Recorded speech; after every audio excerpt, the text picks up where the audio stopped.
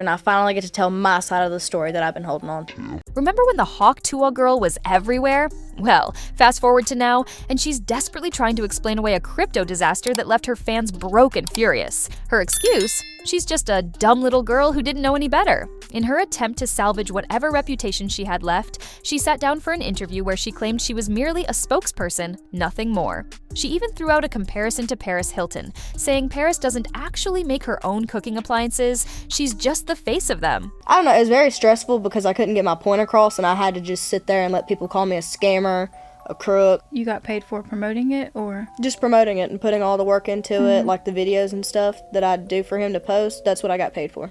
You're like, what does that mean? I was like, I don't know. I couldn't tell you. Yeah. I don't know. It just kind of sucks. There's people out here that hate me for promoting a coin. It's like Paris Hilton. I mean, she's got cooking stuff out, like cooking appliances. She didn't sit there and take the time to make them. No. She's just the face of it. Yeah. Those are hers, you know? So that's pretty much like you with the crypto coin. Yeah, I was just a spokesperson for it. I mean, The logic was supposed to make sense, but here's the problem. Paris isn't scamming people out of their life savings. The Hawk coin launched in December 2024 and immediately shot up to a market cap of nearly $500 million.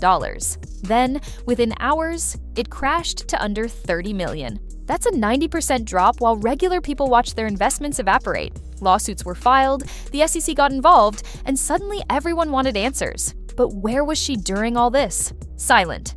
Completely MIA. After the scandal erupted, her YouTube channel transformed into a ghost town. No one's watching anymore. Her once thriving podcast has been reduced to nothing. And now she's posting tearful videos on Instagram, responding to the endless wave of criticism. How do you sleep at night knowing people don't like you? With no underwear in case they want to kiss my ass. That was rude. That was pretty fucking rude. People aren't letting this go. They trusted her, invested their money because she told them to, and when it all came crashing down, she tried to wash her hands of it. The backlash hasn't stopped, and honestly, it probably won't anytime soon. She keeps playing the victim card, acting like she had no idea what was happening, but the truth is starting to surface. This wasn't just bad luck or a misunderstanding, this was a pattern, and it's about to get a whole lot worse. So, after the crypto fiasco destroyed any credibility she had left, she decided to pivot. Her big plan? Streaming on Twitch. She announced it on a podcast like it was some massive exclusive that would change everything. I don't know if I'm allowed to say this, but I'm going to say it. If I don't like it, well, that's too bad. So I'm going to start streaming on Twitch. I think the 29th or the... She even said her team might be mad at her for leaking it, as if anyone actually cared. The problem? She knows absolutely nothing about streaming.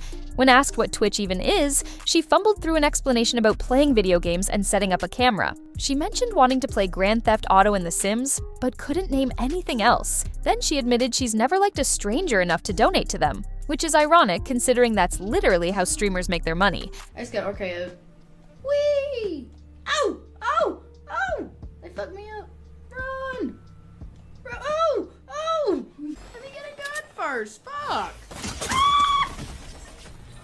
The hosts had to explain to her that streamers make money through donations and viewer counts. Her response? A blank stare and a shrug. This is someone who's about to launch a career on a platform she doesn't understand, hoping to cash in on whatever fame she has left. And it gets worse. A viral tweet exposed the harsh reality.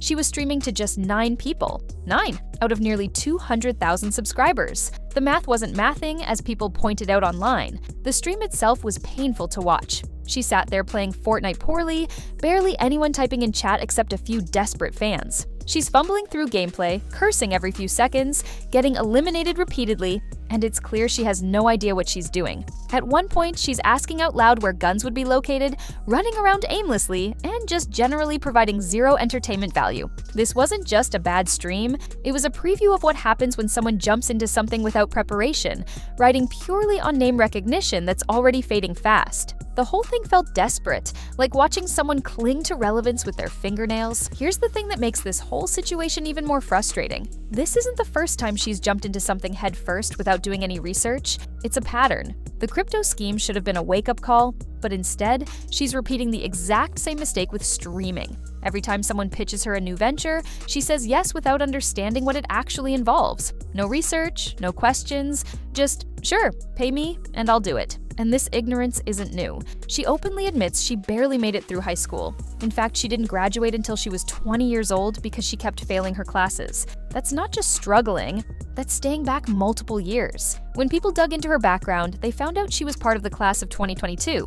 But based on her age, she should have graduated in 2020. She was a super senior, the kind of student who gets left behind year after year. Before her viral moment, she was working in a factory making bed springs, pulling in about $400 a week. She quit that job the second Fame hit, figuring anything was better than that paycheck. But here's the irony. She had a stable income, a routine, and now she's floundering, grasping at any opportunity to stay relevant without putting in the work to understand what she's actually doing. Here's the thing that really exposes her. She keeps doing podcast appearances where she talks about the crypto disaster, and every single time she plays the same card. She'll sit there and admit she hated that it happened and felt bad for the people affected, but then immediately leans on ignorance as her shield.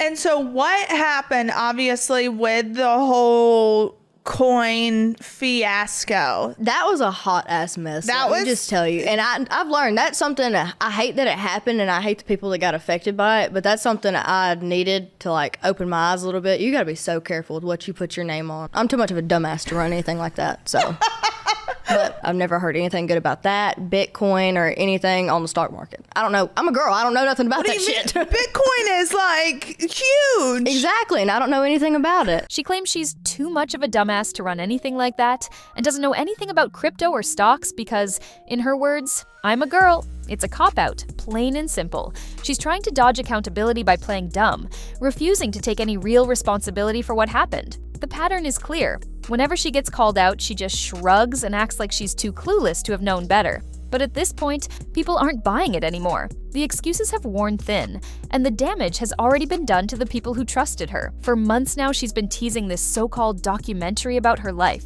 Every time she's on a podcast, any podcast, she brings it up like it's this huge secret project that's going to blow everyone's mind. She claims they have a producer lined up but won't say who, keeping it all very hush-hush. The problem? She's been saying this for over 5 months and there's been zero progress. No trailer, no release date, no real details. It's starting to look like the documentary doesn't actually exist and is just something she mentions to make it seem like she's still doing big things. She talked about it again recently, saying it's supposed to be a surprise and she can't reveal too much. What's next for you? So we've had talks about a documentary. We're working on that. We have a producer picked out, but we're still kind of getting into detail with that, and it's supposed to be a surprise, so I can't tell too much. But come on, if this were real, something would have materialized by now. It feels like she's just name-dropping a documentary to convince people she's still relevant, still working on projects, still someone worth paying attention to. The truth is, no major streaming platform is going to pick up a documentary about someone whose main claim to fame is a crude joke followed by a crypto scam. Maybe it ends up on some low-budget streaming service nobody's heard of, but a legitimate, high-profile documentary? Not happening. She's holding on to this idea because it's one of the few things that makes her sound like she has a future in entertainment. But here's the moment that really hit hard during one of her podcast appearances. The host didn't sugarcoat anything.